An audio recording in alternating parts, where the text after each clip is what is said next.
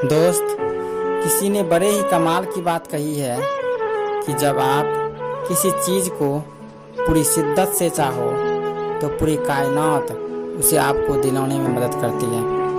दोस्त, आज मैं आपको एक ऐसे ही स्टूडेंट के बारे में बताने जा रहा हूँ जिन्होंने अपने माता पिता के सपनों को साकार करने के लिए खुद को पढ़ाई में झोंक दिया। दोस्त, इनके पिताजी बहुत ही गरीब थे और वह एक बड़े ऑफिसर के यहाँ गेटमैन थे। दोस्त, वह कड़ी धूप में दिन भर गेट पर खड़ा रहते थे।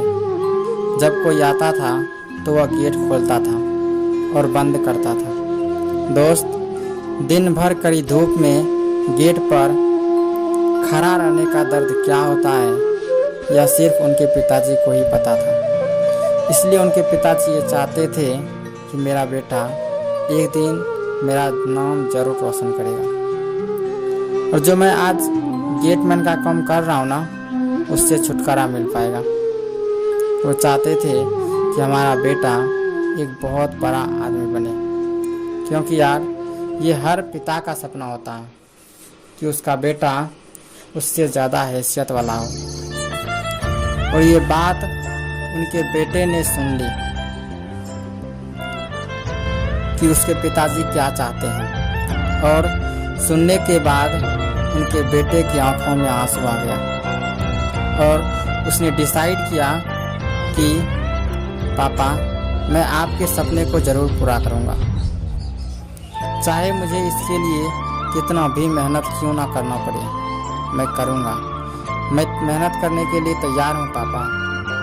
उसके बाद वह लड़का सोचने लगा कि आखिर मैं क्या सकता हूँ ताकि मेरे पिताजी का नाम रोशन हो। जब उसने यह बात अपने दोस्तों से डिस्कस किया तो उसे पता चला कि पूरे हिंदुस्तान का सबसे हार्ड एग्ज़ाम और सबसे प्रतिष्ठित एग्ज़ाम केवल एक ही है, जिसे लोग यूपीएससी एग्ज़ाम के नाम से जाना करते हैं। वो लड़का उस यूपीएससी एग्ज़ाम को क्रैक करने का सोच लिया और उसने डिसाइड कर लिया कि मुझे यूपीएससी एग्ज़ाम ही क्लियर करना है।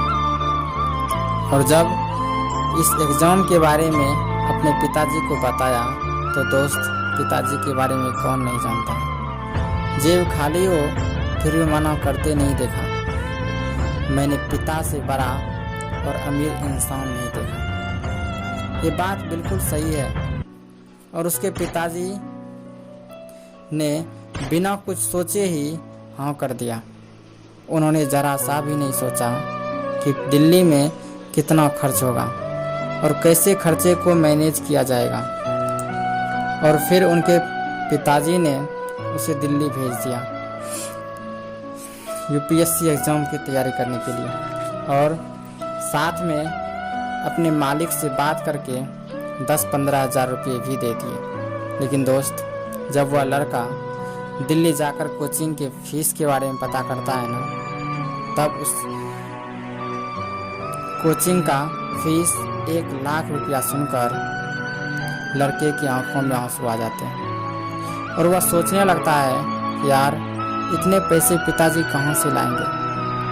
अब वह दुखी हो जाता है और उसे लगने लगता है कि शायद मैं अपने पिताजी का सपना पूरा नहीं कर पाऊंगा। फिर भी वो लड़का अपने पिताजी को फ़ोन करके कोचिंग के फीस के बारे में बताता है। तो पता है पिताजी क्या कहते हैं? वो कहते हैं कि बेटा, मैंने तुम्हें पढ़ाई करने की जिम्मेदारी दी है, पैसे की जिम्मेदारी मेरी है।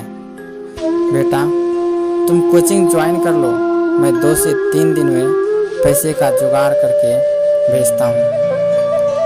और यार, उन्होंने सच में 2 से 3 दिन में ही कहीं से जुगाड़ करके सारे पैसे भेज दिए। और जब लड़के ने यह जानने का प्रयास किया कि पिताजी ने इतने कम समय में इतने सारे पैसे कहाँ से लाए, तो दोस्त, जब उस लड़के को पता चलता है ना कि मेरे पिताजी केवल मेरे लिए इतना बड़ा त्याग कर दिए हैं जिसके बारे में वह सोच भी नहीं सकता था, उसके बाद वह लड़का अपने आंसुओं को रोक नहीं पा रहा था।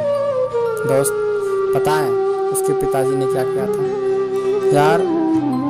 उसके पिताजी ने पूरी ज़िंदगी में कमाकर जो घर बनाया था वही बेचकर खुद किराए के मकान पर रहने चले गए थे। दोस्त ये बात सुनकर किसको रोना नहीं आएगा यार? इतना बात सुनकर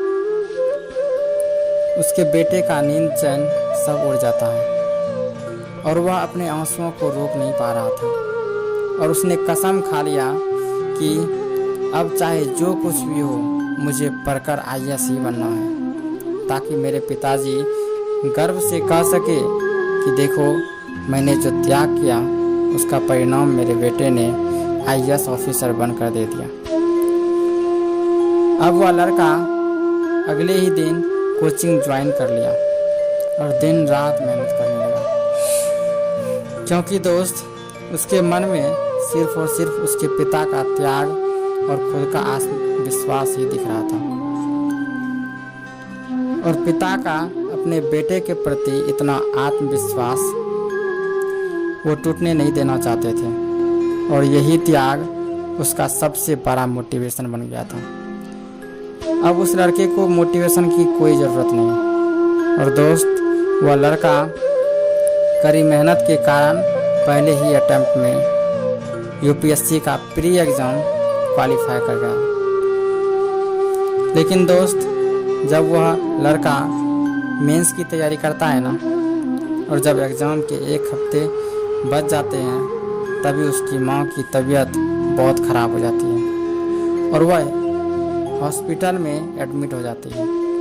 लेकिन दोस्त पता है उसके पिताजी ने अपने बेटे को माँ की तबीयत के बारे में थोड़ा सा भी नहीं बताया, क्योंकि वो जानते थे कि बेटा का एग्ज़ाम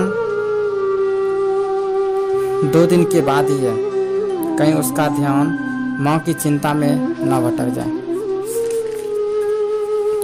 इसी वजह से उन्होंने नहीं बताया और जब वह लड़का मेंस एग्ज़ाम देकर घर आया तब पता चला कि वो एग्ज़ाम के क्वेश्चनों से लड़ रहा था और इधर उसकी माँ बीमारी से। फिर वो लड़का अपनी माँ से पूछने लगा कि माँ आपने मुझे बताया क्यों नहीं? तभी उसकी माँ ने जवाब दिया कि बेटा मेरी तबीयत खराब हो जाए मुझे उससे कोई मतलब नहीं, लेकिन मेरी वजह से मेरे बेटे का करियर बर्बाद हो जाए ऐसा एक माँ कैसे कर सकती है, इसलिए नहीं बताया। और मेरी तबीयत की वजह से तुम्हारे पिताजी के त्याग पर पानी फिर जाता।